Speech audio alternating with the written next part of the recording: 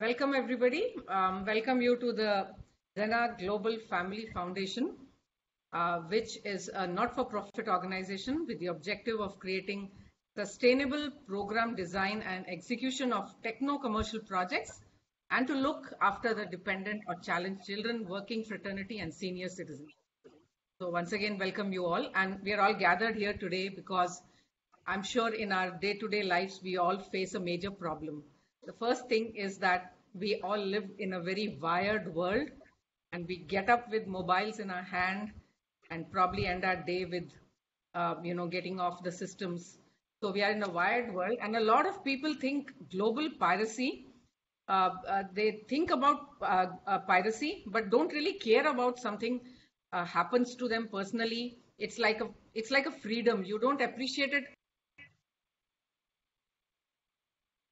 Theft, you experience a change of world view. You realize how little control you have over your world.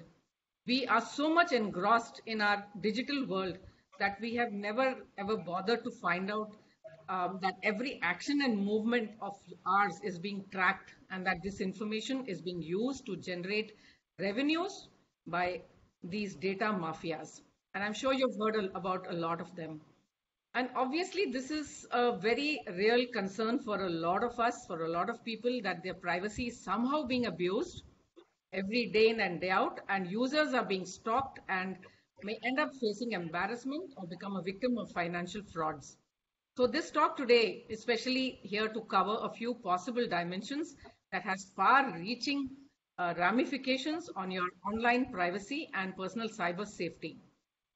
With a very little understanding of this complex ecosystem, we as users, we continue to use it, but without knowing how it really impacts our personal lives. So what are going to be the key takeaways of this session?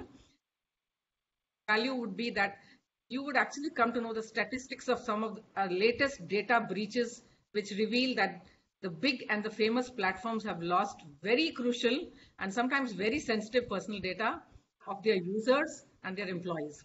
And this data which is lost in such breaches is a potential risk for business and personally.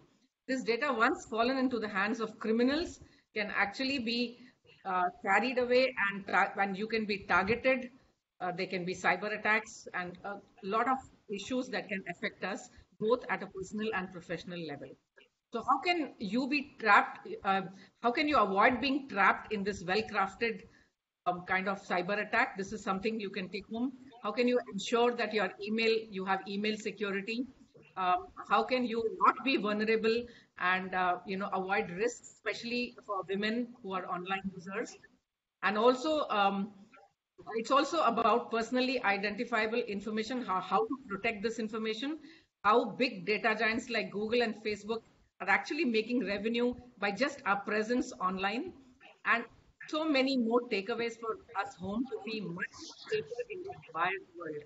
So from here, I hand it over to Colonel Nishant, who will actually tell us what are the risks when we are online and how we can protect ourselves from cyber attacks. But before that, over to you, Mr. Atul Bhatnagar, for giving the other address. Thanks, Anita. On behalf of the XENA family, I take great pleasure in introducing the speaker of the day, Mr. NISHANT Singh. He brings a unique blend of knowledge and expertise in guarding the country's borders in terms of physical and cyber threats. He has been serving in the forces since 2001, working in the field of information and communication technologies. Presently, he is serving as the Director, E-Governance and IT Division in the Ministry of External Affairs, Government of India. He is handling all cybersecurity and e-governance related aspects of the ministry. Nishant delivers cybersecurity training to the trainees at the Sushma Swaraj Institute of Foreign Services, Government of India. He has imparted IT training to the officials of Indian Embassy in almost 80 countries. Nominated as technical advisor to the South Asian University, he has delivered technology-related talks in various national and international forums. He has consulted various government organizations for cyber policy formulation. Nishant has been an instructor in the IT wing of the Military College of Telecom Engineering and imparted training to all ranks of Indian Defence Forces, Army, Navy, or Air Force. He has also imparted cybersecurity training to all ranks of friendly foreign countries and been managing the cybersecurity operations for more than 15 years.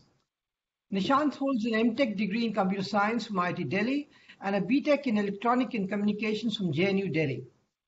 He holds a number of certifications on cybersecurity related subjects for which I'll request him to elaborate during his talk.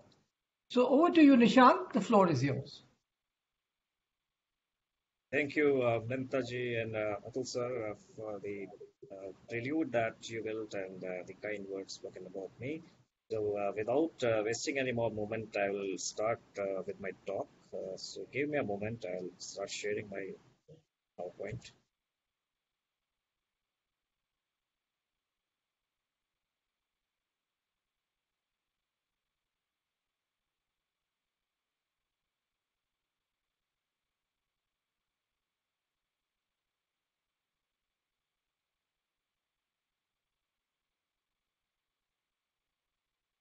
Let me know when my presentation is visible in full screen mode.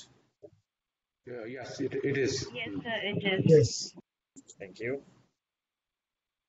Firstly, thanks Arun for this lovely platform and elite crowd of XENA world, and I'm glad being given this opportunity to share my knowledge with you all. I'm sure by the end of this talk, all of you would be even wiser to handle your day-to-day cyber uh, activities for maybe in your personal or in your professional life. So going ahead, before I begin, as a customary thing, disclaimer, this talk has been prepared for academic purpose only, and all the information shared by the speaker have been compiled from open source, and views shared are more personal based on some factual research and experience, and the speaker does not represent his organization in any manner during this talk. So I'll start with a famous quote: "Privacy on the internet, it's an oxymoron." So we all know what an oxymoron is. So when someone says online privacy, so it's an oxymoron, because anything which is online cannot be private. It's public. So online platform is a public platform. So we should come out of that wrong notion.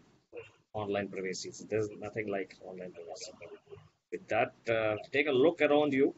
We see we are heavily dependent on all kinds of services and platforms for our day-to-day lives, be it personal or professional. At every walk of your lives, you are using some or the other services or platform which are riding over internet. Internet, which is World Wide Web, which is a public network, not closed. It's open for all, and we all are dependent. So be it your social media or your financial transactions or your shopping or your reservations, your journey. I'll request participants to please take care of their mic. Some of you have unmuted. I'll request you to please mute your mics to cause interference. Thank you. So, Facebook breach recently, you would have heard millions of users' data was lost and exposed online, and it was available for the hackers to use. And there are series of such events which have happened. LinkedIn, another data giant who has lost 500 million users' profile. Big Basket, the famous grocery online shopping site, which has lost users' data. This is quite recent. 20 million users lost their data, and this data included their not only their name and email, but also the phone numbers and their physical address of their house. And Twitter, again, this was in last year. They lost a lot of accounts of some celebrities. MGM Resort was another one. Marriott International. Zoom has been in limelight last year for exposing the users' data. And SolarWinds hack, all of us are aware. This has affected some big companies, some government organizations in US, and a couple of other parts of the world. Then this is recent Air India breach. Sita is actually the company who's manages data and information for airlines. So Air India is one of the clients of CETA, as they have a lot of other airlines. And this breach has exposed users' data, which includes their name, number, address, date of birth, and many other information, which included the credit card information and their travel history. So you can imagine this is happening with such big companies whom you are relying upon and sharing your information. And even government organizations are not spared. A lot of government organizations are also being targeted with massive attacks through email or phishing or data breaches happening. And we know the adversaries are always on the lookout how to reach into personal or organizational information.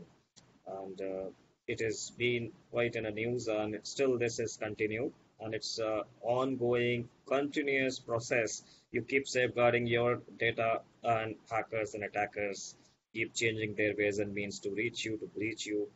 So most common causes of data breach which have come across, which generally are noticed, are weak or stolen credentials, means passwords. So weak passwords are passwords like which we create for our convenience, password at the rate 123 or ABCD or QWERTY, those kind of weak passwords. So if you want to see what are those weak passwords, you on the Google you go and just type top 100 weak passwords. You will get a list of those passwords. At least your password should not be one of them.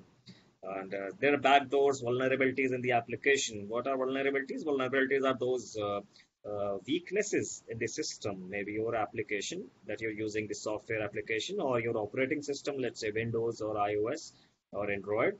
And these operating system and applications do have some inherent vulnerabilities. And these vulnerabilities are those weaknesses which may provide a stepping stone for the attackers to get into your system and then open the back doors to exfiltrate your data. The malwares are those malicious softwares which are installed into your system in the garb of some genuine or legitimate application, and later on, as per the design of that malware, it gets executed, and the desired results are achieved by the hacker. Social engineering is pretty much in practice our most favorite and low cost attack. And too many permissions, when we say when we're using any application, we often see that application, irrespective of the purpose of the application, you keep giving permissions to the application, maybe location or access to the gallery, access to your contacts. Those are permissions that you keep giving, and you as a user are only doing it. So this is another threat. Insider threat, yes, that is more relevant to an organization, but today we are trying to restrict our focus on individual or personal cyber safety and security, and in improper configuration, that is your configurations of your device, that also leads to a lot of vulnerabilities in your system. So what puts a victim at risk online?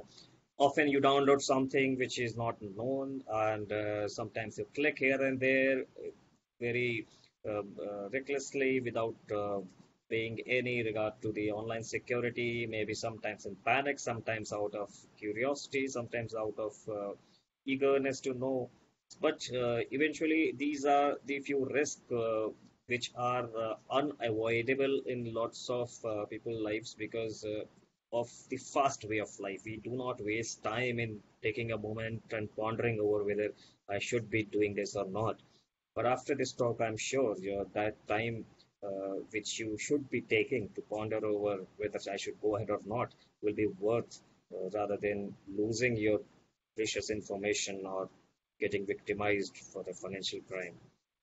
Occasionally, you don't download the latest software patches. You are still using obsolete software which are vulnerable, and patches are released to plug those holes or those vulnerabilities. So these are few risks that online victims are subjected to.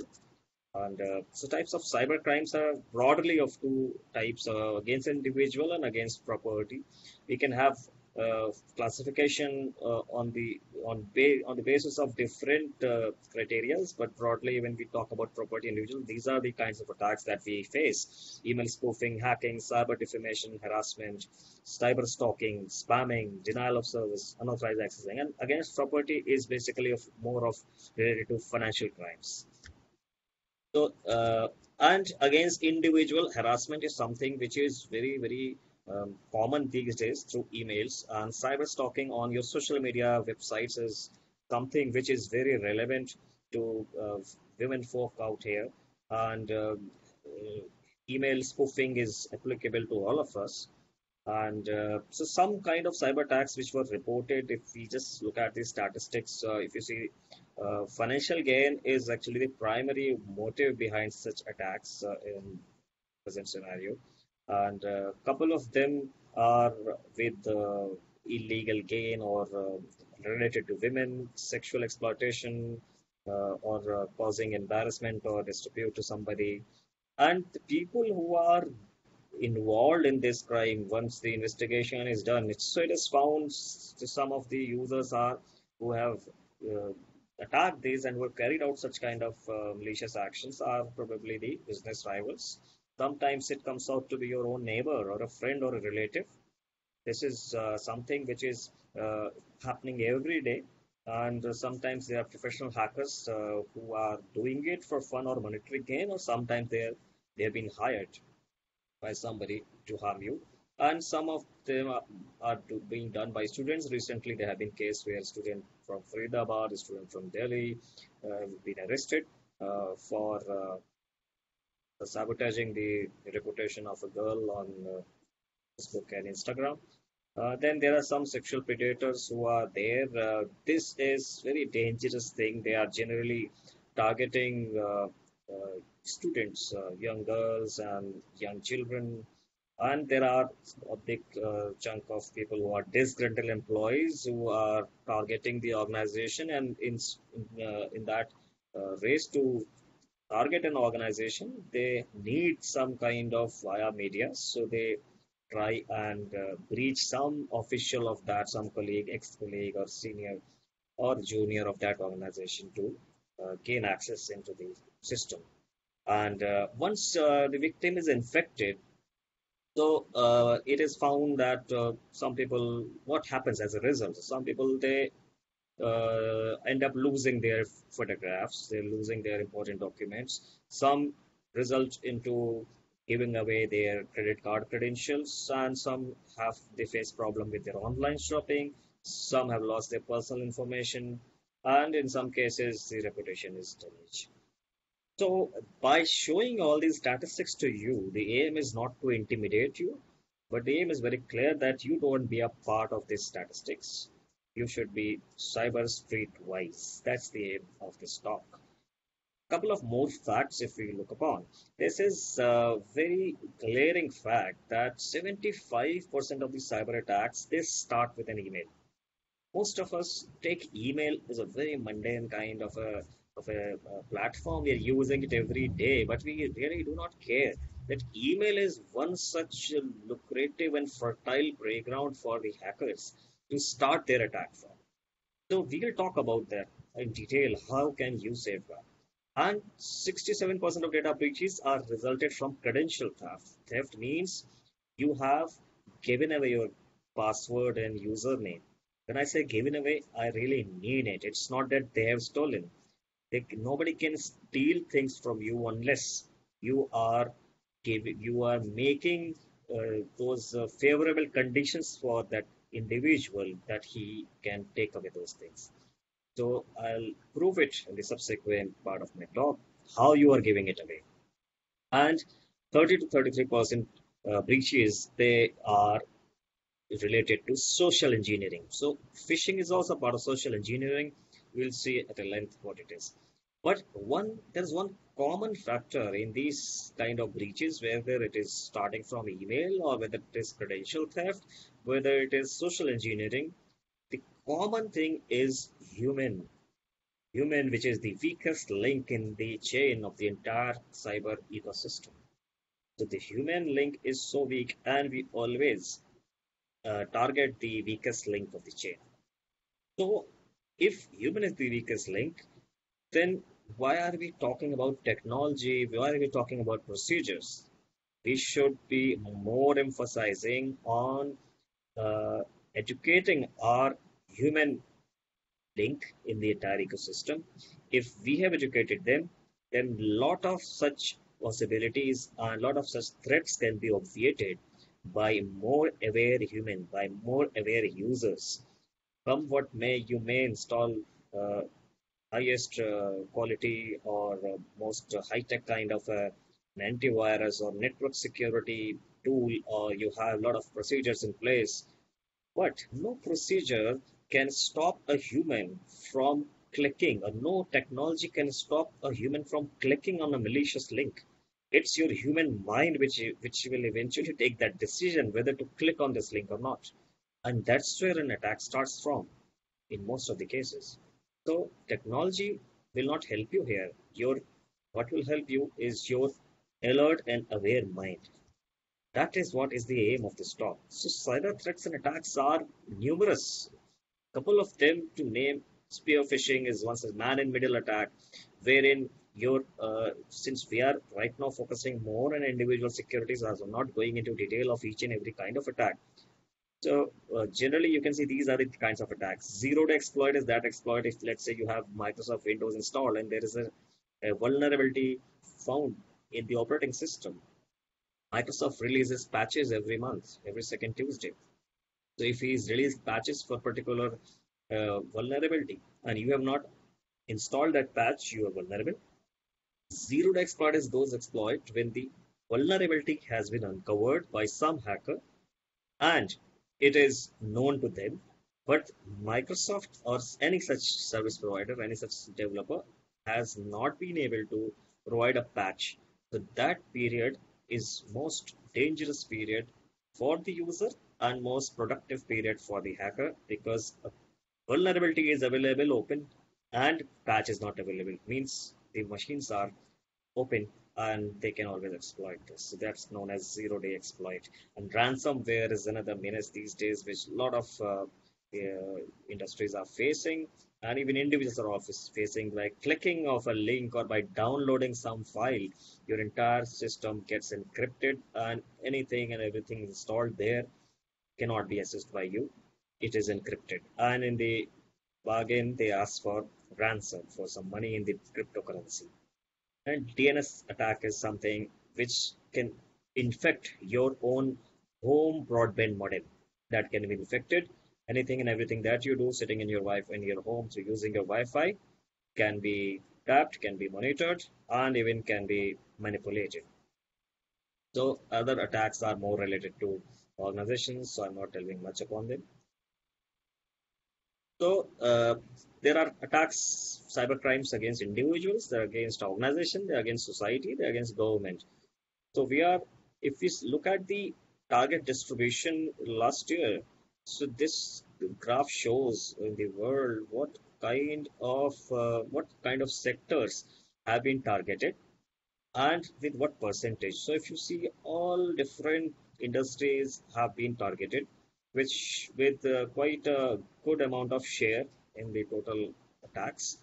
However, a point to note over here is the individual. If you see, individual has been targeted 12.2% on the overall attacks, overall targets. That's quite a big chunk if you see, apart from various industries, organizations, and other kind of professions. Individuals have been targeted, and those targets make almost 12.2% of the overall targets. That's quite scary. And this is what makes us believe that we as an individual, we often feel, who's going to target me? I'm not that famous personality. But we do not realize that it's not about how famous or how prominent personality you are. It's, after all, you are not you. You are a point of data for me. You are just a data. So if I'm gathering data and I'm generating money out of it, so you are adding more numbers to my overall reservoir. So that really meets my purpose. So there are two kinds of cyber terminology that we see: cyber security and cyber safety. Security is more pertaining to the how you protect your computer on the data, and how you and the how you secure the door, like the way you physically secure a house, and how you protect access to your computer or information and software downloading behavior. More related to cybersecurity is more applicable when we look at, as an ecosystem. But when we talk about an individual, what we are majorly concerned is about cyber safety, which how you, in a way that how you behave in online, how you protect against the risks that are available in the environment, how would you fight with these threats which are prevailing and which are associated with the technology or your behavior online, and your what are the email related behaviors which should be taken care of to make sure that you don't get victimized by email attack, your downloading behavior, your social media practices. All this will decide how safe you are online. So that will so cyber safety is what you should be more worried about in personal capacity. And so let me quickly tell you what there are a lot of words you would have heard, a lot of jargons you often hear: cyber phishing, vishing, smishing, spear phishing attack, malware, Trojan. So without getting into those jargon warfare, I'll quickly tell you, I'll paint a scenario here. You see this spear phishing attack, and this shows the complete anatomy of how it's happening with the figures. If you see, attacker first sends out an email with a malicious attachment. That attachment may be a Word document, an Excel document, a PowerPoint, or a PDF to the targeted user. And this happens with a phishing email. So user opens, he doesn't understand because the context of the mail is built so smartly. Since it's spear phishing, means it has been targeted for you only. It has been sent for you only. So the context of the mail will be crafted so smartly that you will be bound to believe that it's a legitimate mail, and you will be somehow enticed to open the attachment.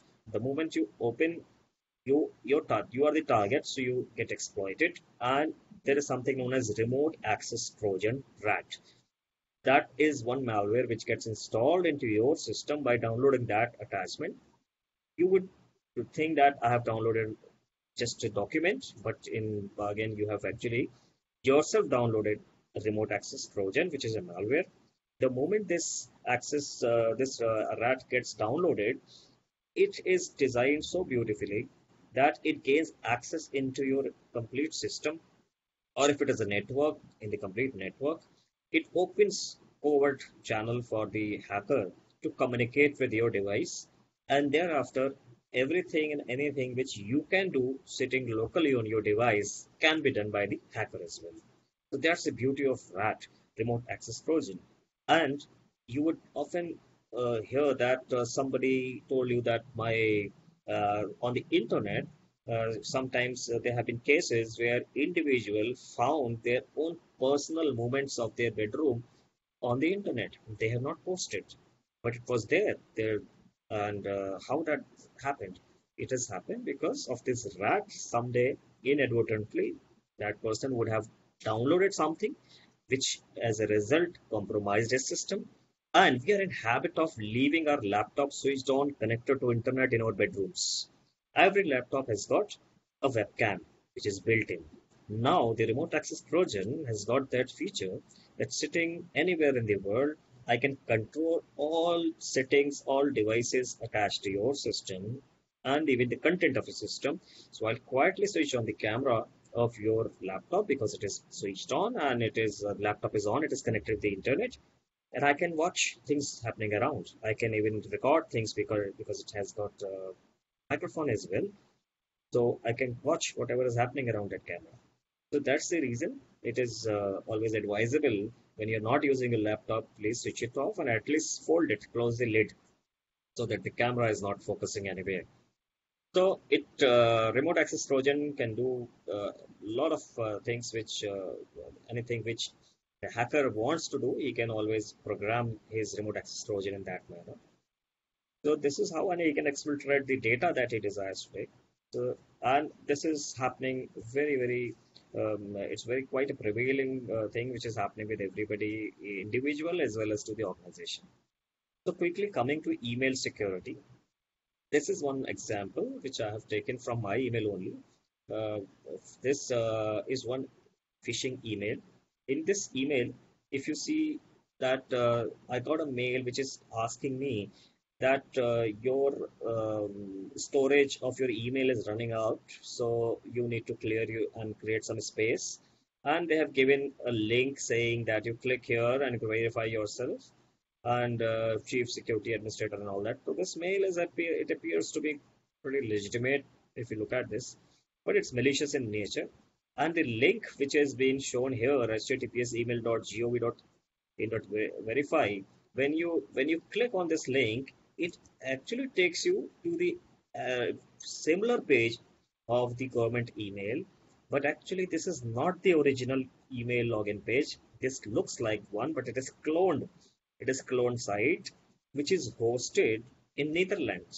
So you look at this IP address which I traced back, and it is found it is hosted in Netherlands. And what they have done is they copied the exact page and hosted similar looking site on some other IP, which is malicious one. So by clicking on the link, I'm actually going to Netherlands on this particular server, which is hosted by a hacker. And because I want to carry out this action of verifying my mail. So what I'll do, I'll immediately try and log in into this page, which is actually not the genuine one. So what he would be doing, I would, by giving my credentials over here and clicking on sign in, it will go nowhere because that's a fake page. But what he has achieved is that my credentials have been stolen. So as I said, that it is not that he's stolen a credential, you have given it away. So I have given it away. He has just thrown a bait and I got trapped. So I have given it away, and once you type here, it will go. And once he's got the email credentials of yours, he can do a lot of stuff. He can send emails to arrest all users in my account and giving same kind of bait or some other scenario.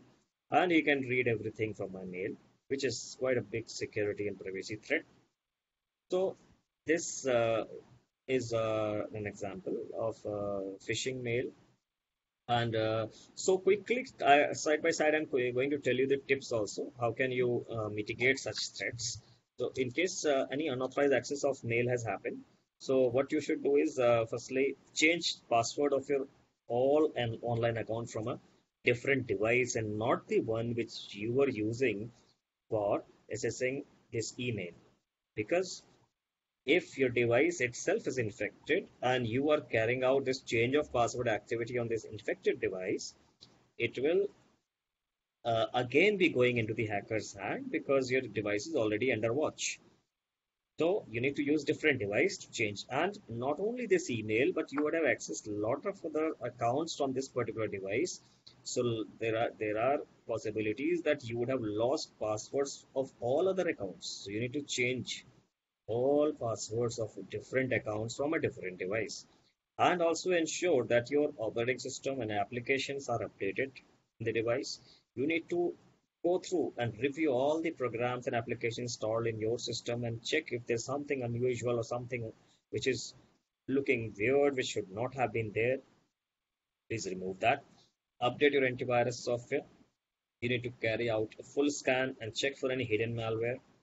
And if this is happening repeatedly, the ideal would be to just format your system.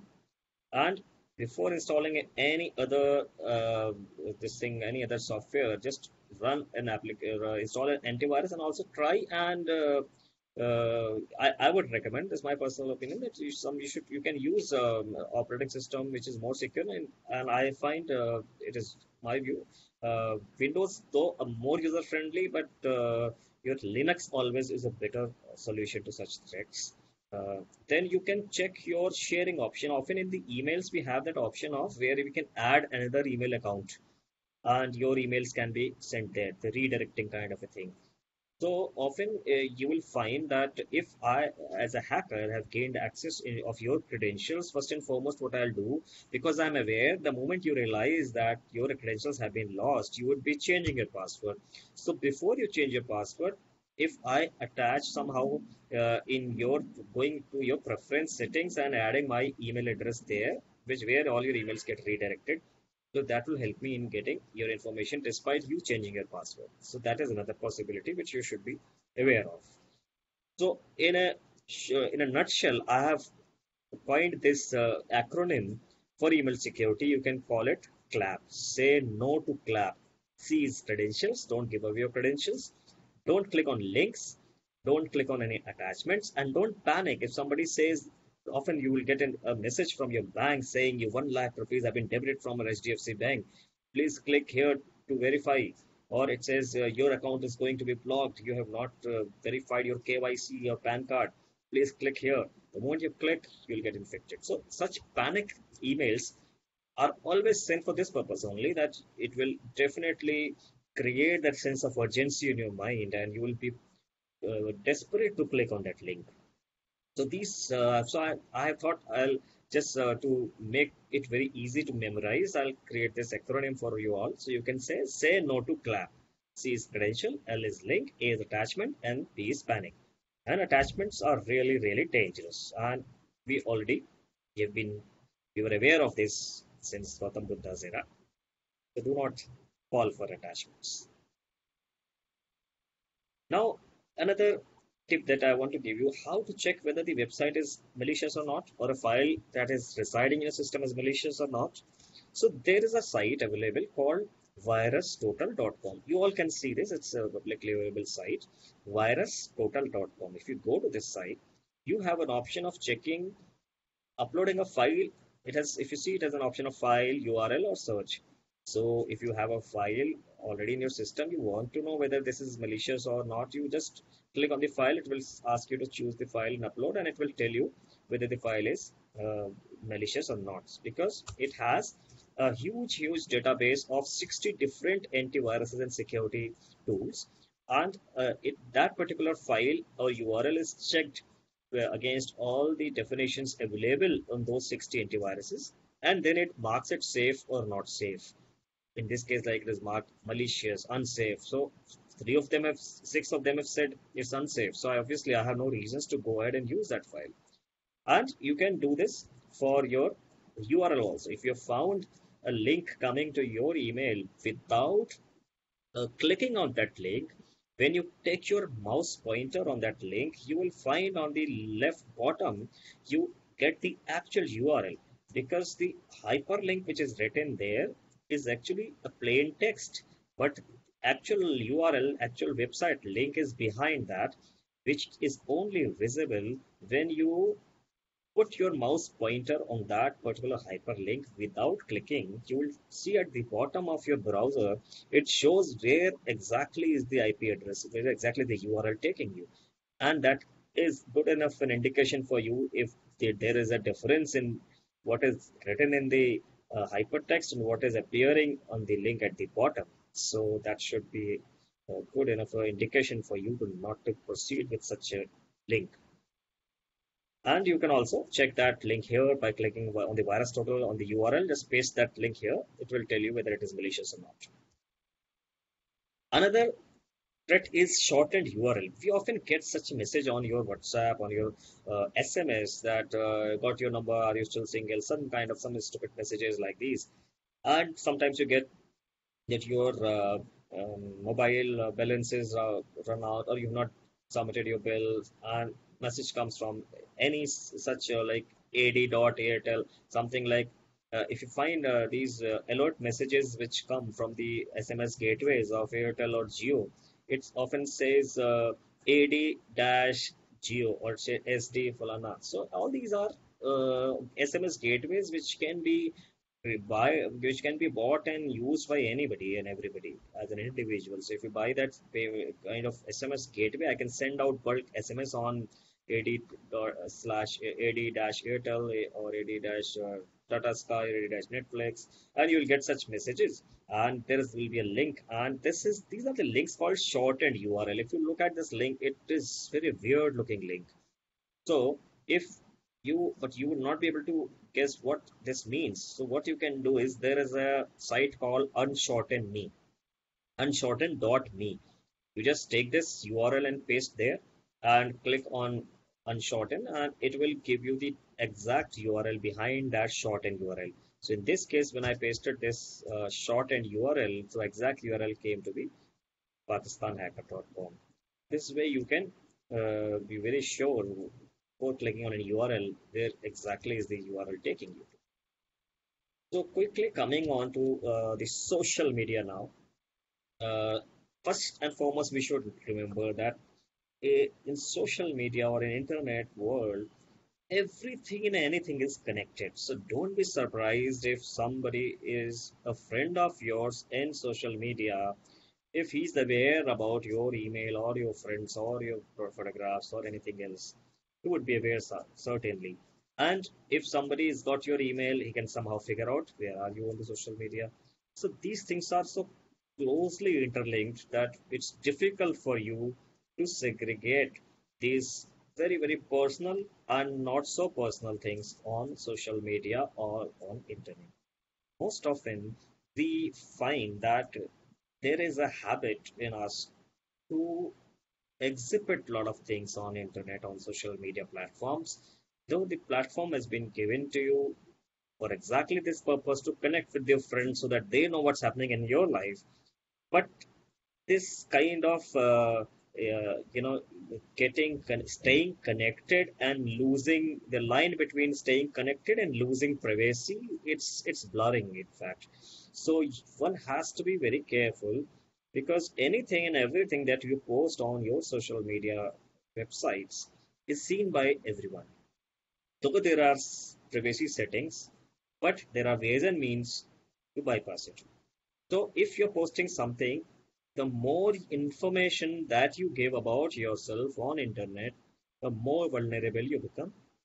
Because in order to use social engineering techniques, what I need is your personal details. So social engineering attacks are those attacks which are used, those techniques are very innovative and non-technical kind of techniques, which are more related to spying on you, gathering information about you from the information already given by you on the internet, and then creating a context or a situation and trying to reach you by painting a scenario which may be close to your heart, or which may be very appear to be very real, and then getting gaining trust, winning trust of you, of the target, and then staying connected. Once I have won the trust, then stay connected to get more information,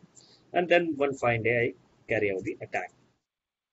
So there are a lot of challenges on social media sites and internet, like illegal contents are one such big threats, which is affecting our children. The children are not really aware what should be seen, what shouldn't be seen, and content is available, and it is open for everyone. Then there are certain fraudulent reviews which are happening. There are fake friends who are there. There are phishing attempts through social media site. There are impersonation. Uh, you have a profile, and similar profile will be created by somebody on your name, and then he's winning gain of your friends and exploiting their vulnerabilities. It's playing with their mind and carrying out social engineering attacks on them. And if out of disgruntlement or out of that eventual feeling of some kind of grudges against you, so some of your own old friend or neighbor or relative can also do this impersonation and carry out some stuff which is actually leading to your character assassination or your sabotage to your reputation. So all that is also with the help of social engineering it is being done. And next is clickjacking.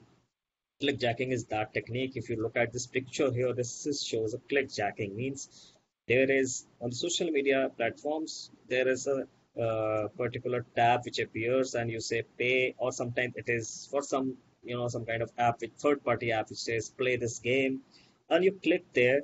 But the moment you click, nothing happens. So what is happening is there is a transparent overlay superimposed on the actual button, and that the moment you try to click on that, you're not clicking on the original button.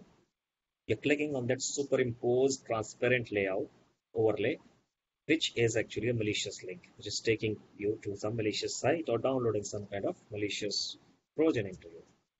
So social engineering is, I paint a scenario, how it happens, attacker first will carry out a research about you. You will receive an email with an attachment. You will open that attachment, and it will steal your credentials, and it will your data or whatever the purpose he has to carry out, he will do that. So, if you look at complete modus operandi, how it is happening, I'll give you firstly a real life example. Say a girl called Shreya is very fond of cycling. She's been cycling all around the city. There's a lot of cycling clubs that they go for cycling hikes. They go for weekend cycling to Redford, going to some close by resort on the mornings and things like that. Then they post on the Insta or on Facebook. Today covered 50 kilometers or 80 kilometers, and this was the route and all that. Now imagine I, as a hacker, are keeping an eye on this, or I decide I'm a hacker, so I can go to any extent to bait my target. So I'm also somehow I've seen such pictures on Insta or Facebook, and I've also seen being part of that particular. See, there is no such concept that a hacker can't be a cyclist. He can be a freak. He can be a cycling freak. So imagine amongst these strangers, there was a hacker also, and he's been closely watching Shreya. And one fine day, when Shreya posts such a thing, he notices and he sends a friend request, and he becomes friend because she knows, okay, you were there. Yeah, I was also there in that cycling hike. Yeah, so nice to see this, all that. And then he says, we are, and gradually the trust is built. And then gradually, one fine day, he sends something to her, saying that there is another cycling expedition being done here and here. Would you be able to join? She said, I may see you. Then he'll say, okay, gradually they exchange numbers. And then he said, okay, I'll send you the map, complete route, and the information about that cycling hike. And he sends that on her messenger on WhatsApp. The moment she clicks, so it downloads one PDF file with complete information about the cycling hike that is going to be organized. And then that's the end of it. That cycling happened, and they still remained friends. They started chatting, and one fine day when they met, so he showed her some of very very personal pictures of her. See, these are yours, and some videos, some chats, some emails, which she was shocked, and thereafter started with the blackmailing, because those pictures were quite objectionable, and he threatened her, if you do not succumb to my conditions, and this is what I'm going to do. I'm going to make it public and all. And this girl went under a lot of trauma and harassment. Eventually it was busted, but this is what she has to go through. A lot of thoughts come in young girls' mind that where have how I have messed up my life, and time they become suicidal. So now imagine how that girl has been targeted. She's been only doing cycling. That's not a crime. But by mixing your physical and virtual life, by forgetting that good old advice of our elders that strangers can never be friends. We are relying on them so much, we're trusting, and we're just not bothered about our personal safety and privacy. And this is what it happens. So you need to see. So why I'm showing this kind of life cycle? It's a very well orchestrated attack, wherein the attacker has a complete, it's a complete life cycle of this attack, wherein it gathers the information, it observes the individual, and it plays around, it plays up a scenario which is very, very convincing and close to your heart. That's what is social engineering. The moment you are hooked into this, and then I'll play my card, the final card, and will try and achieve what I want to. And in most of the cases, it happens that women folk, out of embarrassment, out of fear of society, out of fear of their losing their reputation, they do not open up with such kind of things, and they within themselves they try to find an option. Sometimes they start paying, and sometimes they start succumbing to his conditions, and sometimes they pay money, they get blackmailed, but they do not go to the legal assistance. They do not share this with their parents. So, if first and foremost, if this is happening, and this can happen not only with a young girl, with any age person, with any individual. So, if this is happening, first and foremost, our cyber legal system is quite well in place, and there are ways and means to report such incidents. But my point is, why should we let such an incident occur? If we are aware user, it doesn't need rocket science to follow such small little best practices in order to avoid such threats. So it has got nothing to do with your antivirus in your laptop or your mobile. It has got nothing to do with your secure or strong password. This is social engineering. It is playing with your mind, playing with and using the information provided by you. This is what is social engineering, which is very dangerous kind of attack. Apart from this, is cyberbullying happening. This is more related to kids. Online gaming and cyberbullying. These are two major threats which our children are subjected to. First, I'll cover online gaming, which is quite a addiction for kids who they play online game. And when they're playing such games, they make virtual friends. Such online games are being played with multiple partners all over the world. Games like uh, Minecraft. Another game, there's another game called Call of Duty. These are pretty popular games which are being played by people, and many of them which are multiplayer, which people can join you from different places. And there is an option of chatting also. Now there are cases where those hackers or those people who are into cyber crime with children are sitting and imposing themselves as of their age, 10 year or 14 year, and they are talking to them. When they talk, they build some scenario that gain confidence of the kids. Kids are innocent, and they give them some kind of thing to challenge in the game that you do this, you do that, and they teach them. Children get fascinated by such kind of gaming nerds who are on the online, and those who are very screwed up in game.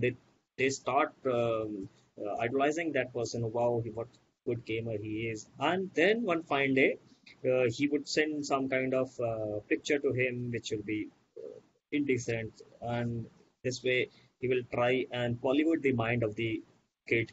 And not only limited to this much, but what they do is that they start playing with the psychology of the child, and then they say that this game will take you to the next level if you do this, and those challenges are dangerous for the child. I'll tell you for some examples. You would have heard sometime back, Blue Whale was a game which was so dangerous.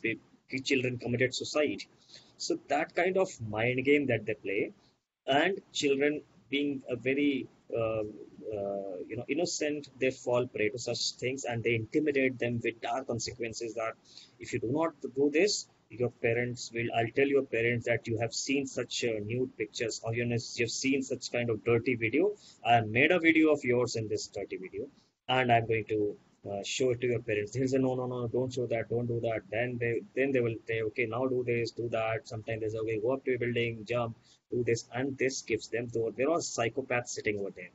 But this is what happens with online gaming. These are the dangers that online gaming, unless they're playing with their friends sitting at home or playing with a person who's known, till then it's okay.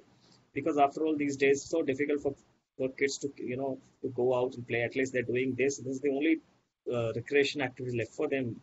But if we do not keep an eye, whom are they interacting with, it can lead to very dangerous results. So this is the threat of online gaming, and even there have been cases where online gaming, such kind of blackmails, they have told them to steal money from their parents or give credit card details. Then children, out of that fury, quietly, shares the credit card from the papa's wallet, and this is what has happened. And then it resulted into, so one cannot even imagine, if one finally imagine a father finds that his bank account is siphoned off, money is siphoned out, how he would not even realize. But this could be one reason. This is just one example that I'm giving. There could be a number of, so from child, cyber bullying, or from online gaming to a financial fraud, from online gaming to an actual physical threat to life. All this is happening, all these are possible. And then there are things like, when they're teenager case, they are in the growing, they're adolescents, they're in that stage, they are pretty curious to sexual things. And such predators sitting, they show them that content. While showing them that content, what they do, there is something this is known as video blackmailing. So in that, when they are watching, when a child is watching that video, his face is also coming, and what they do, they carry out the screen recording, and then they send that screen recording, show it to him. See, you are part of this video now. I'll upload it. So do this, do that, make him do that, and this is happening with adults also. Today, there are a lot of cases in which are happening. By the way, there is a glaring fact that in online dating apps, there are a lot of people who are 40 plus. So, and they are the most vulnerable people. They get victimized very quickly because they are more desperate. Sorry to say, I mean, if somebody is there who's 40%, and if he's getting a response, he gets more motivated. For a youngster, it's okay. But if some 40, 50 years guy is getting more response on such dating apps, he gets more motivated to go ahead. So that is what has happened in a lot of cases where somebody impersonating as a girl and interacting, and then one day when the friendship has grown, she says that, okay, now I'll show you this, and I'll show you some very, very personal clips of mine. You can watch me live. And actually, that's not happening live. That is a video being played. And then at the side by side, she demands that now you do this, you do that. And on the other end, the entire video of the activity of the men along with that video is getting recorded. And then that is sent on the mail. See, this is your video. Now pay me this much of money, or this I'm going to put it on YouTube. This is another threat through online dating sites. So, and a lot of then another threat is you receive a mail from somebody who's known to you, who is one of your contacts in your email, and that particular mail reads that dear so and so, it was really very disappointing and disgusting to see your such objectionable video on YouTube, and I have no words, but you have ashamed me by showing this kind of video, and I never believed you could do such a thing.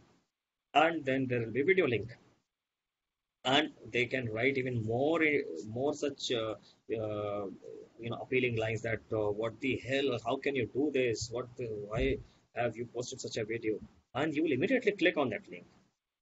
But this is a bait. Now this is, the moment you click on that video, it will say download Flash Player. The video doesn't play at first, and you will go and download Flash Player. The moment you download Flash Player, actually it is downloading a Trojan into your system, and a system is being taken over by the hacker. This has happened. Now you would be wondering how an email from one of your contacts have appeared, and when you spoke to him, he said, no, I have not sent any such mail. This is known as email spoofing. So somebody can spoof an email. It would appear to be coming from xyz@gmail.com, but it is actually abc@gmail.com. But that can be done. The tool, I can spoof it. It will appear to be coming from whatever I want it to be shown as. And this is how, there's another way. So I'm telling you the possibility, the plethora of possibilities. I'm covering what all are some very common ones, but there are some very unique ones also appearing every day. So this is so now coming on to the children. This thing, cyber statistics. 1 in 3 children have been victim of cyberbullying. Cyberbullying, as I said, it is we know what a physical bullying is. Something similar is happening a lot on the social media sites. When one kid is telling another kid you are ugly, or somebody is saying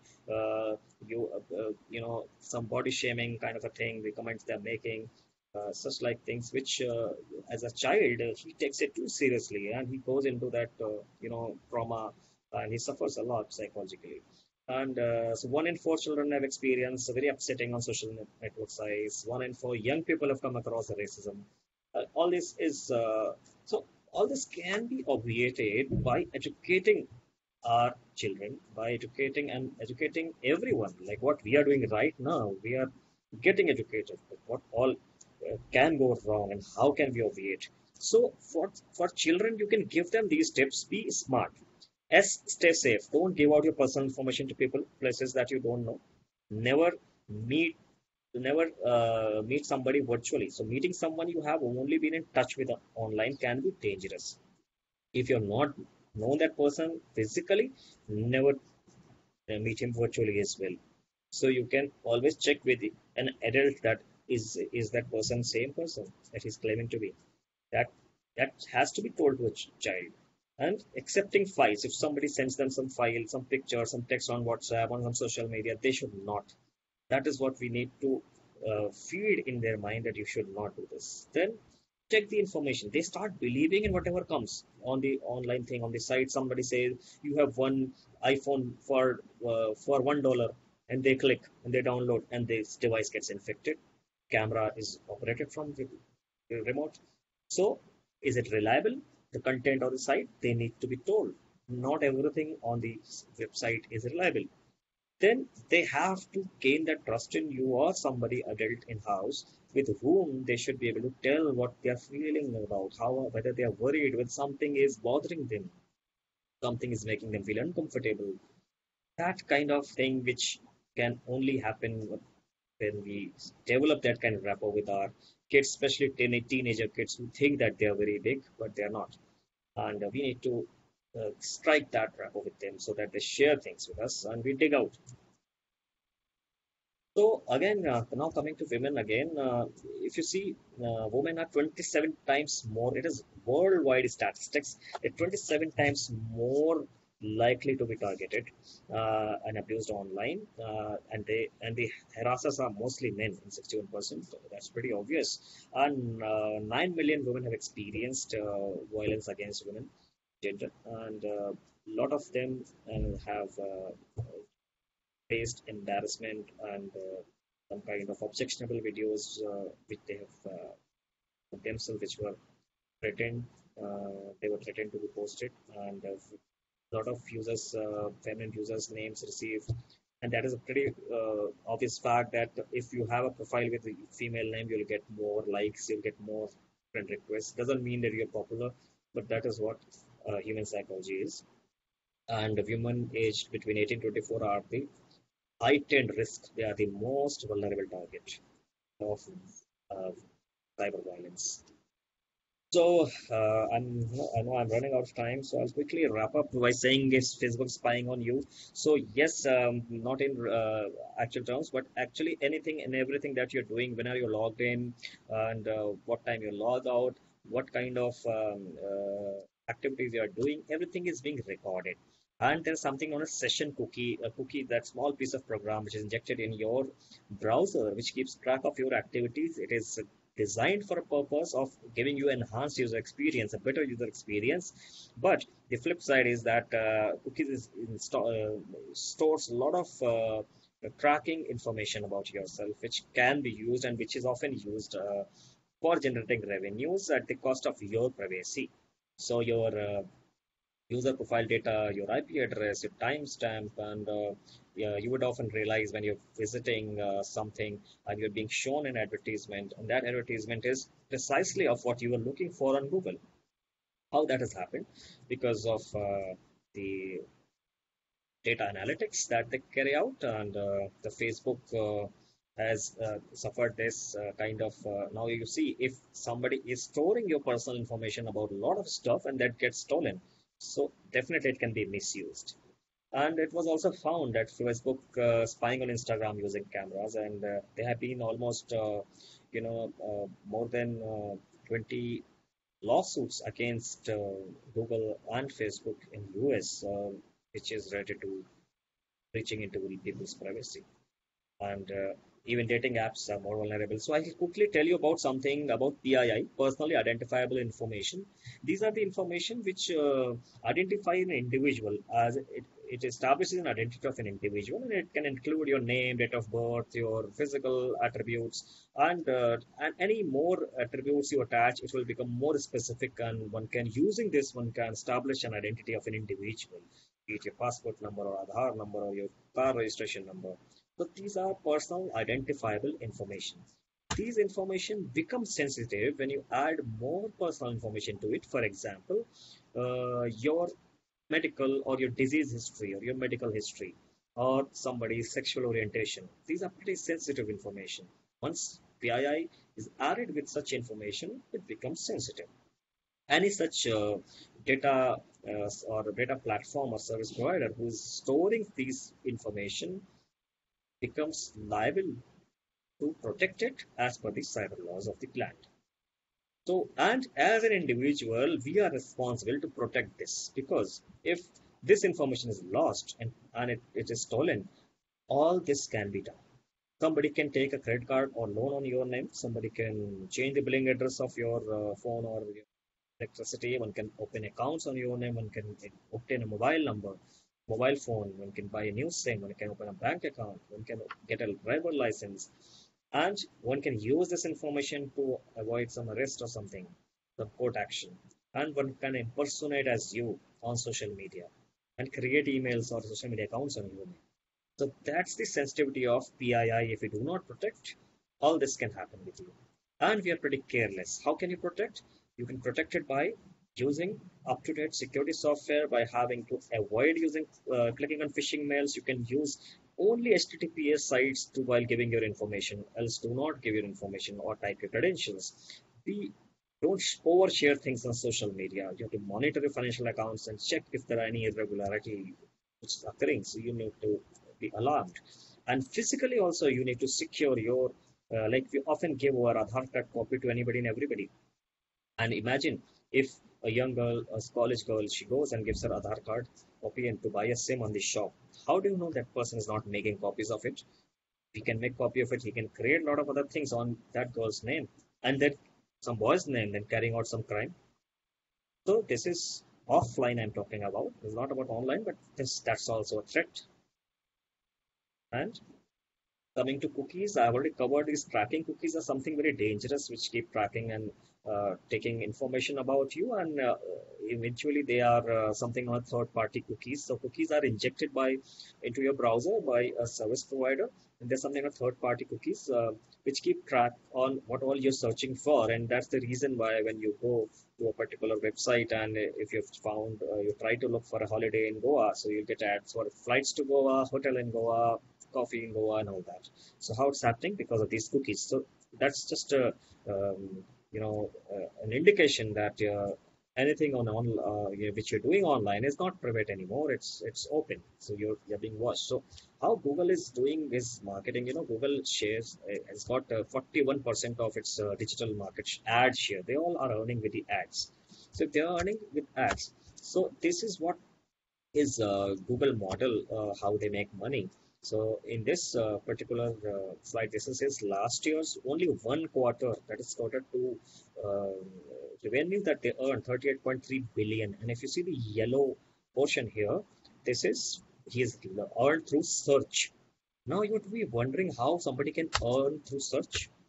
So what Google, how they earn through search is that they whatever you search there, it's not just a search, it's search for you, but for them it's a keyword, and that keyword goes and it puts your information already stored in Google data center, and from there Google is also providing ad services to companies. So those companies are Google clients, and those companies fetch his search word and they pay to Google that if somebody, let's say, if I am, let's say, Samsung, and you are looking for, let's say, a TV.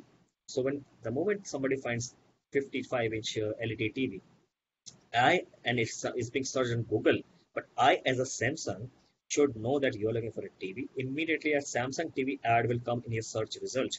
You would be wondering that when you search anything on Google, you try it today, the top four results that you find will be either Amazon, Flipkart, eBay, and all those sellers, and not actually the organic results. They're not organic results, they are paid results. So Google shows the top four results of the paid companies who have paid him to be on top.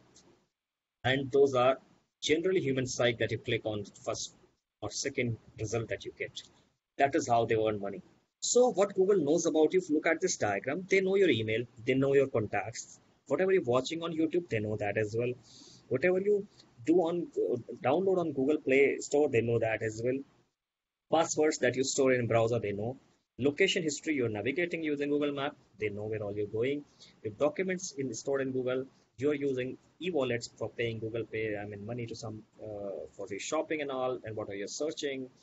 Now imagine by gathering all this, he can very well build something that they, in Google jargon, they call it citizen profile. For each one of us, there is citizen profile. There's a complete information stored.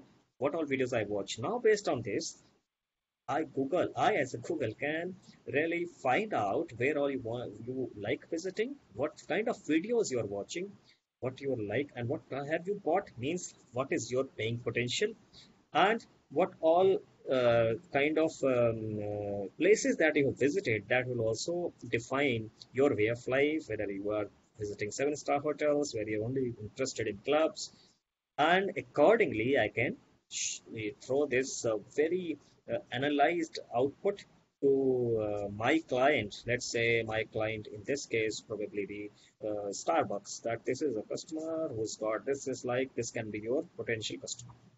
So now this is happening at the fraction of seconds, because it's all algorithm based.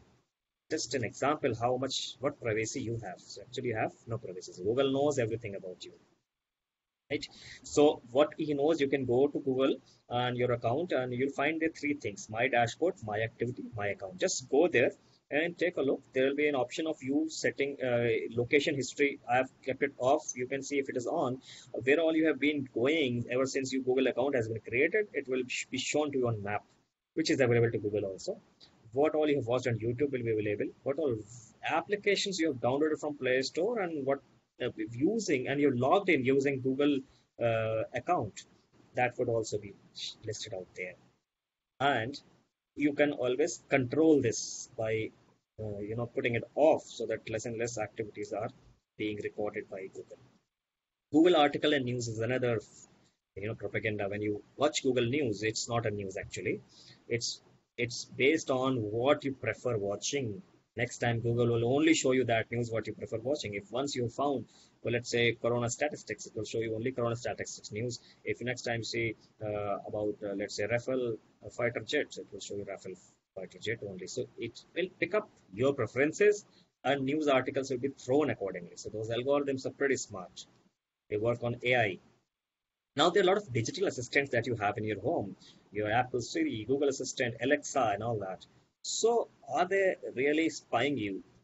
Yes, there is no doubt that they are not, but there is very less evidences available in the public.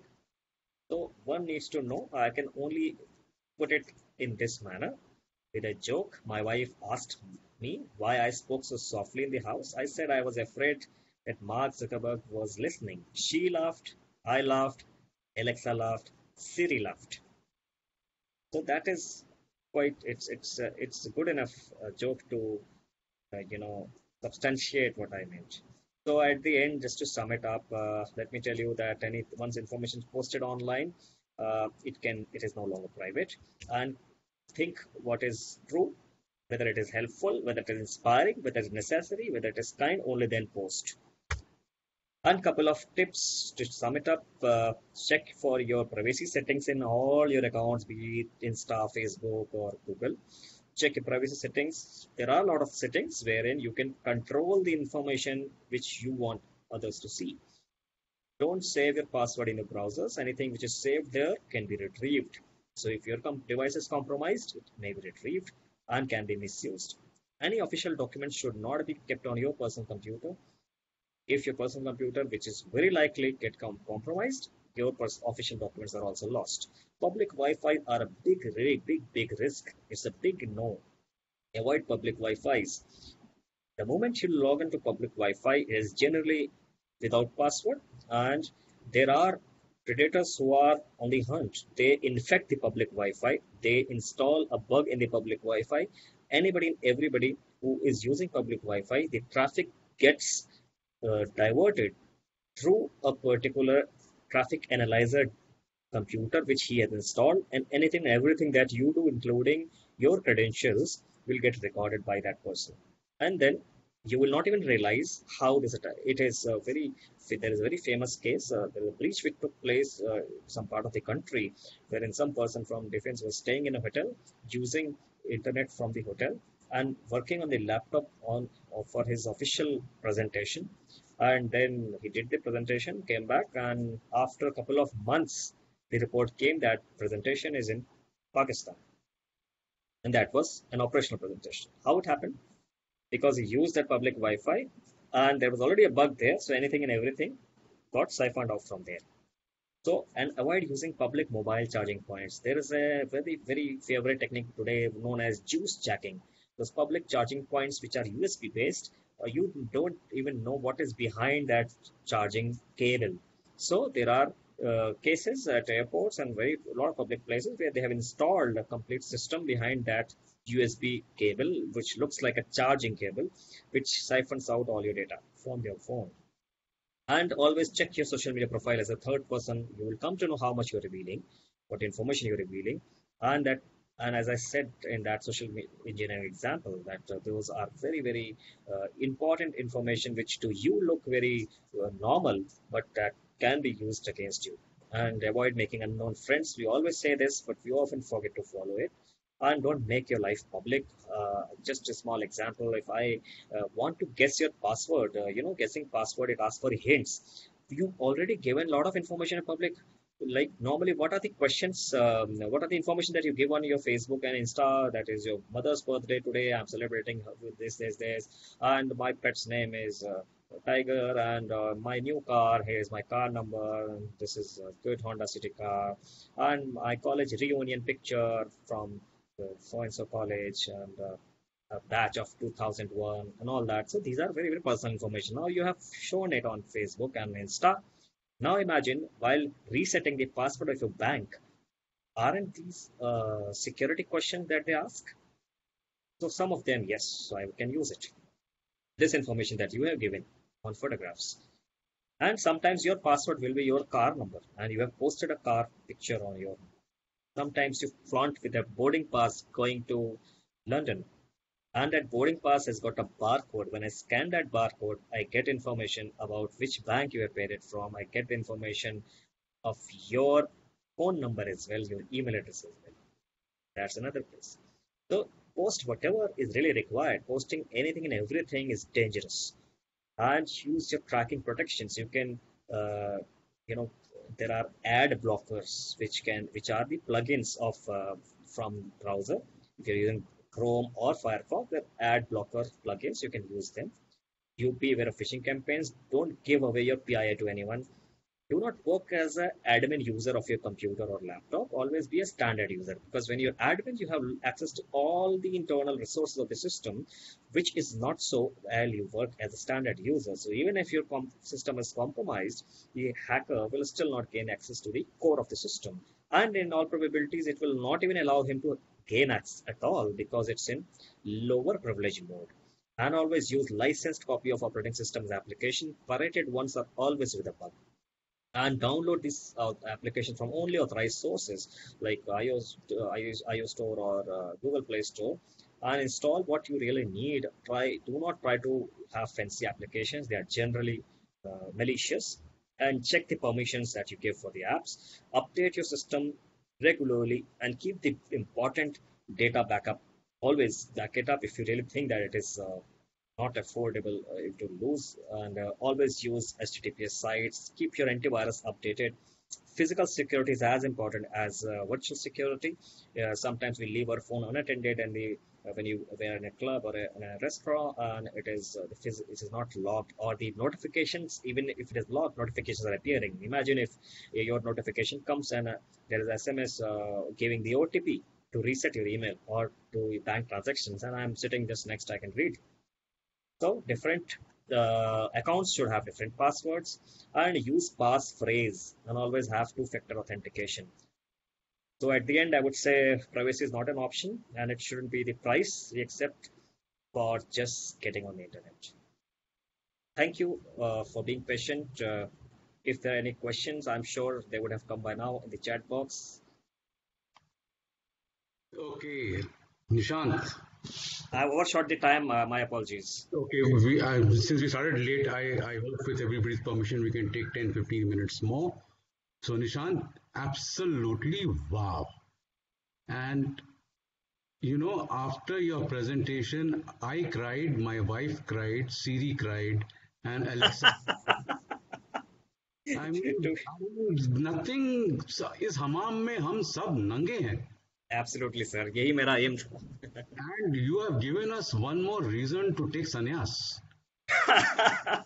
Buddha to jo bole suffering is what was that? Attachment is suffering. Yes. More than that, Google is suffering. And that's a very good reason to take sannyas. नहीं sir, मेरा फिर भी ये कहना है sir, संन्यास हमको नहीं लेना है. जैसे इट इज समथिंग लाइक के हम रोड पे जाते हैं, रोड एक्सीडेंट होते रहते हैं, लेकिन हमें बस सेफ्टी प्रिकॉशन का ध्यान रखना है कि हम उसके शिकार ना हो. अगर रोड पे चलना तो नहीं छोड़ सकते. तो something similar, we have to live with this and safeguard ourselves. I have one question, and then we'll take some from the audience as well. And the question is, suppose you have been frauded. Suppose your bank account has been cleared up because some malware has been installed, or TeamViewer or something has been installed, and your account is cleaned out. You've lost a lot of money. What is the recourse to a normal person? I asked this because I recently, two people in my knowledge. Okay. Had this, and there was lockdown, and there was. So yes, this is very very much prevalent these days. So number one is always report to firstly the bank wherever you have your account. Report fraud there and ask them to block. And the word that you use in banking parlance, if I'm not wrong, it is known as debit block. उनको एक word बोलना है. It's like a SOS call to them, to customer care, debit block. So they will block all your debits, mean the card or the UPI or whatever it will block. Next course of action is report to nearest police station or cyber police cell, which is largely in all the cities these days. Another, if you do not have a facility to reach out to a cyber cell, there is a website I am typing in the chat window known as cybercrime.gov.in.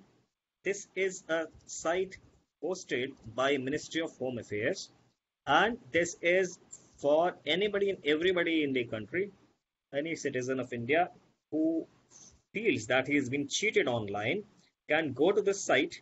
There will be two options here. The one will be crime related to women and child, and one will be for others. You choose accordingly. If it is related to women and child, it is given special preference and fast track, and even you have a method to keep your identity as anonymous. And then that particular report, whatever you give, it asks for a couple of evidences. If you have been sent with a some message or email, you need to collect those trails, those digital trails, and then go to that site, take the screenshots and all. It will ask you to upload those evidences. You upload, giving out all your details, and very soon the nearest police station will contact you with for further investigation. That is the course of action that we should take, and that will be taken as an FIR. By the way, if you're doing it on this website, it's taken as FIR. So a follow-up question on this one: what is the detection rate on cyber crimes? I would say, especially when we talk about financial frauds, the detection rate is rather, I would say, recovery is very, very low.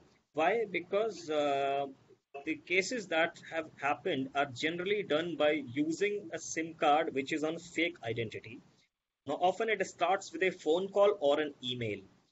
In case if it is an email, the tracing back becomes little easy because the IP address finally goes down to a physical location. So often such fraudsters are nabbed.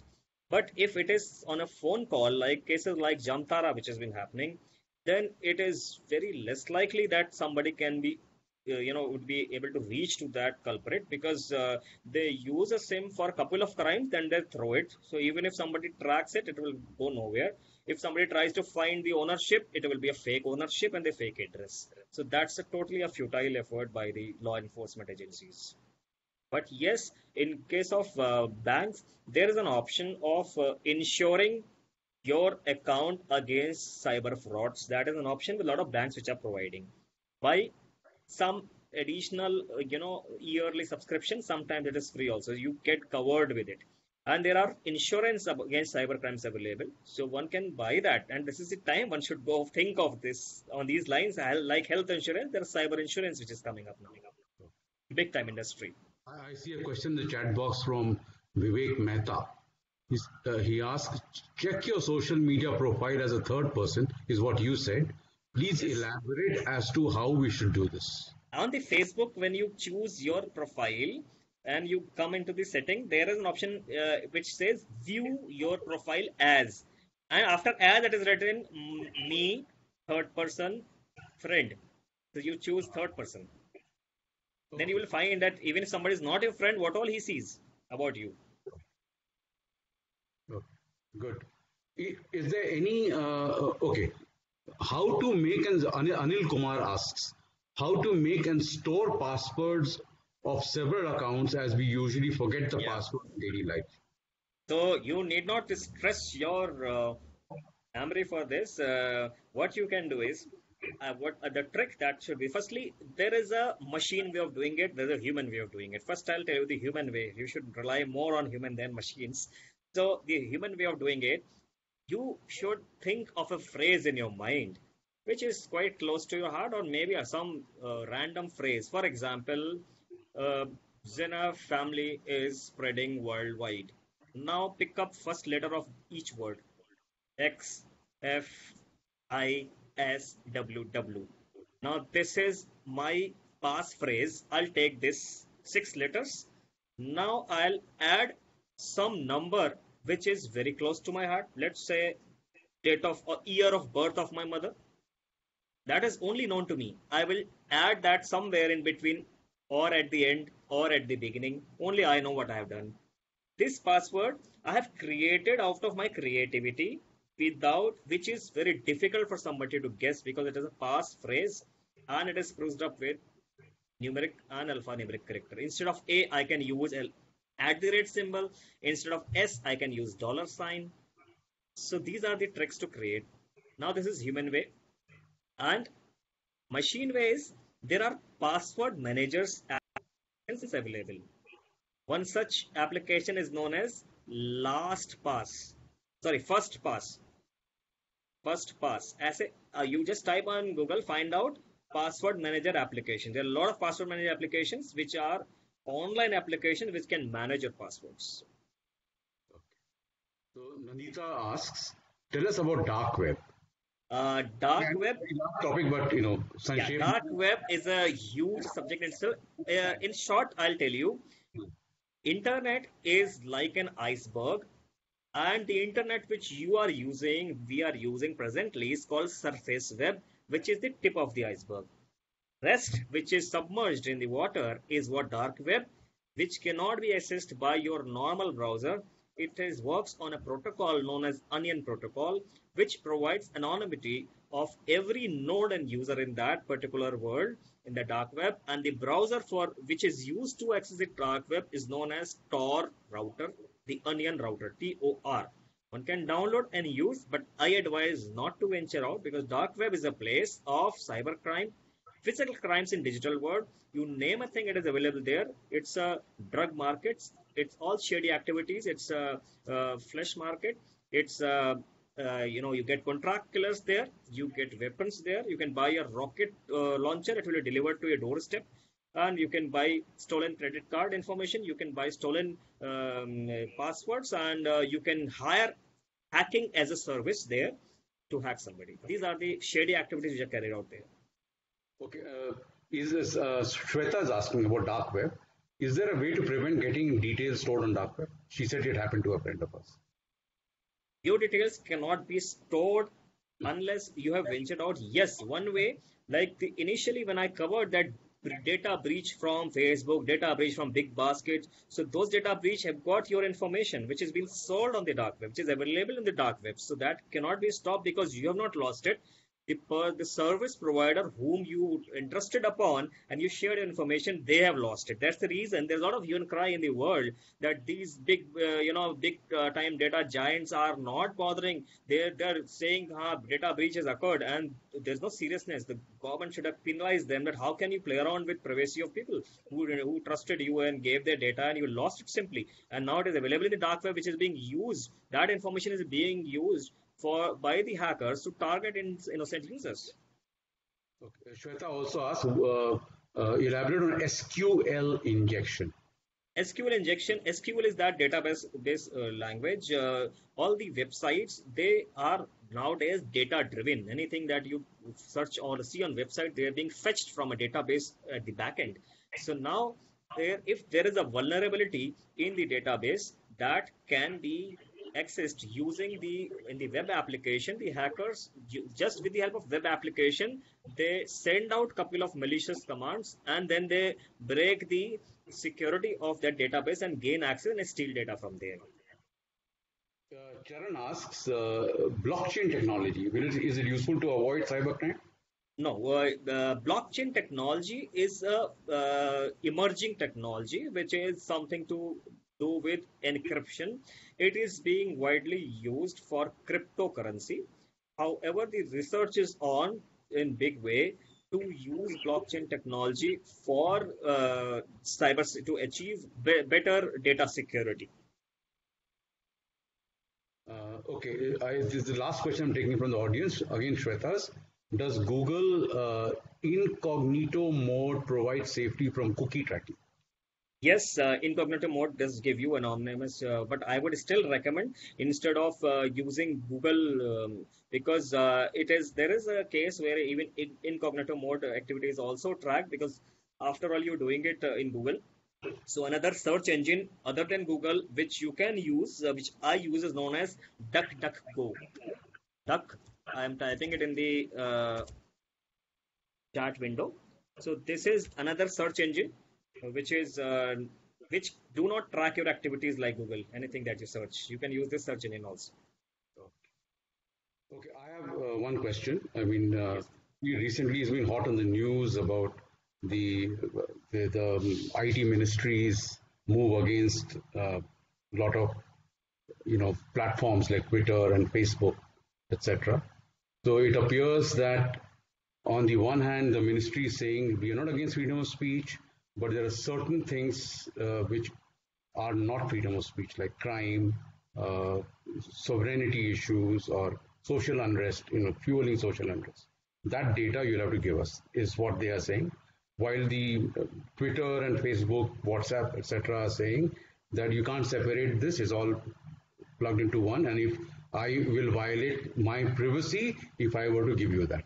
So your comment, I don't want to get political about this, but just your professional comment, So my take on this is, firstly, it has got two perspectives. One perspective from the national sovereignty and keeping the national security in place. Definitely, there are occasions when law enforcement agencies are trying to reach to these service providers in order to take down some certain content which is very obnoxious, which is very disturbing, and harming the national security and spreading misinformation and creating unrest in the country. There are occasions when this happens, especially with these Twitter and all this. Yes, that is the time when this control is definitely required. However, there is always a risk associated with it about impinging upon citizens' right to freedom of expression. Yes, that is a flip side of it. But if we, it's a trade-off that how much can we, give away in terms of our privacy in order to save our national security. And not only this, the demand of government from these service providers to appoint their grievance officer and legal officer will also serve a purpose in case we as an individual are facing any issues where somebody is impersonating or making some derogatory comments on as on us as individual. That can also be addressed by having this feature. So, Nishant, I don't know how to thank you. I mean, you were absolutely brilliant. We didn't expect the kind of brilliance, the passion you have for the subject. How you have it on your fingertips and such a vast amount of knowledge. It was absolute pleasure. And those who decided to sleep off the Sunday afternoon have really missed something. And those who are here and who fought off the sleep and are here, they have really gained something. So thank you, really, really thank you. And there are a lot of very, very adulatory comments on the chat box. People have really appreciated your talk. So thank you so much. You can be very, very pleased that we have been very satisfied with your talk. I hand over to Nandita to close the session. Nandita? Yeah, hello. So my camera again is not working. It shows that it is being used by another program. I just hope my system is not hacked. Yeah, without camera, let me just be kind of incognito. So thank you so much, Nishant ji, for the extremely informative, extremely interesting session, which you started off by giving live examples of data breaches in Big Basket, Air India, Facebook, etc. We have heard of these breaches which happen, and sometimes these breaches even go to help and help elections in many countries. We are aware of that. You also spoke about email hacking, phishing, and social engineering, and the percentages that they are in. Then you enlightened us on cybersecurity versus safety, and how important it is for us as individuals to have cyber safety in place. Then we were also told about email security, malicious and phishing mails, and the very interesting and helpful sites that you gave us to check whether the URL is, fake one or is leading us to some place where we get system gets hacked. Another interesting fact was about social media, and we don't even realize how much content we put up in social media, which can be utilized for people to befriend us and make use of whatever they can of us and the information that we provide on social media. So that was really helpful. I'm just reminded of, I'm not sure if you remember, of the Pakistani army guy, Indian army guy who befriended a Pakistani lady who was a spy, and she ended up getting so much information from him, and it was a very sad situation for him. That's called honey trapping, and there have been a lot of cases of honey trapping. Yeah, this has happened. And another interesting section was about children, cyberbullying, online gaming, predators, social networking, inappropriate, tracking you. So all this and email spoofing. Thank you so much, and you made us so much more richer in information today, and so much more safer, I guess, once we start using everything that you tell us. And one thing that was very interesting was the Google citizen profile. And every time we use Google now, which we use without thinking, day in and day out, we know that some part of us is getting profiled somewhere back and there. So I think all in all, thank you so much, Nishant ji, for the very, very informative and interesting talk that you gave today. Thank you so much. Over to you, Atul ji. I think we just close it now from here. We are done. Thank you very much, everybody. Thanks to each and everybody who took time. Thank you, everybody. Thank you. Yes. Yeah, thanks to all the audience here at XENA, and thanks to XENA for hosting this. Yes, thank you. Thank you, XENA. Thank you, Dada. Thanks. Thank you, Atul ji. Thank you, Nanda ji. Thank you so much. Thank you. So I Okay. think